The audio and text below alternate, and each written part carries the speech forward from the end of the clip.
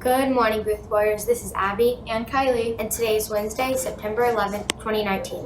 Please stand for the Pledge of Allegiance.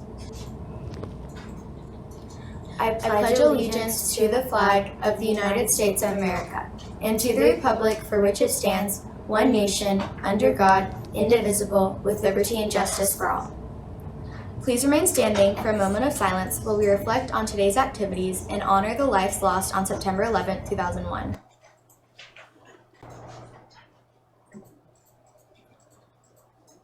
Please be seated. Attention Warriors, tomorrow there will be a football game at J.C. Booth Middle School. We will be playing from 5:30 to 7:30 p.m. This will be our first home game, so please go out and support our Warriors. According to the National Day calendar, today is National Patriots and National Day of Service and Remembrance Day on September 11th. We take the time to remember the events in New York City, Washington, D.C., and Pennsylvania. We honor the lives lost and the first responders who risked their lives to save the lives of others. While we weren't alive to experience this event, many of us have parents who did. Today we will share with you their experiences in honor of Patriots Day.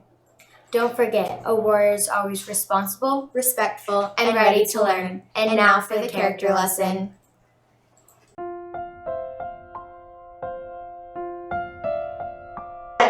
On September 11th, it was a normal day. It was actually beautiful out.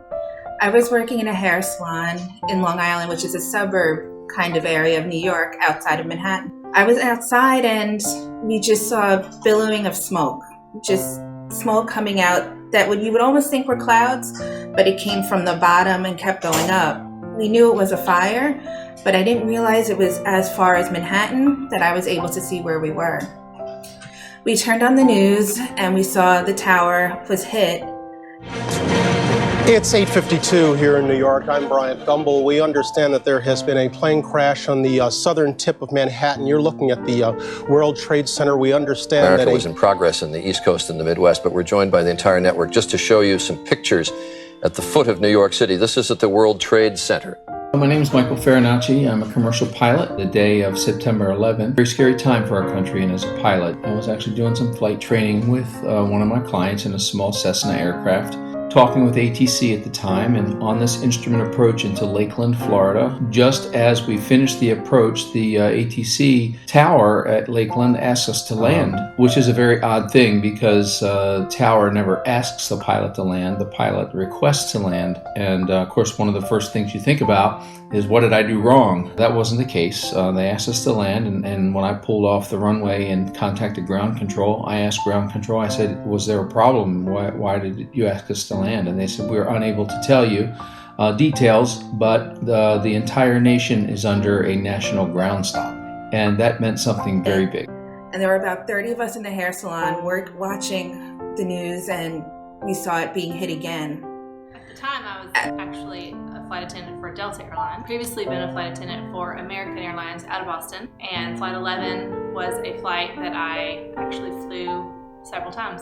What I was thinking was whether or not I knew anyone on that airplane. And I didn't, which was very surprising because Boston was a very small base and we knew pretty much everybody knew everybody. But I've been gone for about 6 months when 9/11 happened, and so I did not know anyone on the airplane. First thought was just, couldn't imagine what they had gone through that day. At that time, no one understood what was going on or if it was going to continue happening or what to do. Our boss gave us permission to leave, and I drove that 30 minutes back home to Queens shaking. I didn't know what to expect on my way home, if even an airplane was going to fall out of the sky. That this was a horrific situation that we were in, and things slowly got back to what we call a new normal, to where there was much more strict protocol in order to be able to fly. You could only fly in certain areas, and you had to have the aircraft under special permission to fly. And as soon as we got home, I felt I was in the safety of my home, but still unsure because I knew my father worked in the tower. I had friends who worked in the tower. A lot of people I know were fire department and police officers also. I guess the first few hours was spent watching the TV. We saw another building be hit, everything just going on TV. And it was hard for me because I had a 6-year-old and I didn't want him to see me worried. I had to stay calm and stay in the living room and keep him watching cartoons away from this. The cell phone service was very different. and our towers were still in New York, weren't working. So we just kind of waited to hear. I lived downstairs from my mother-in-law, and she worked in Manhattan too.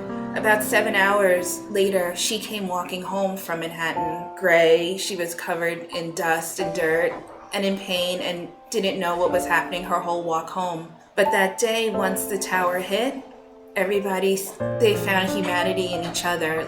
New York changed, like from that, everyone kind of came together. That was one nice thing to see out of it, but the world kind of changed as I knew it. And after that, I never spoke about it until today. I never discussed it with anyone. Every September 11th, I made it a point to be on a cruise with my other children who didn't know that I was in Manhattan at the time. The last 2 years we weren't away. This will be the second summer we weren't away because I was in another state, and there are not as many memorials because that's hard.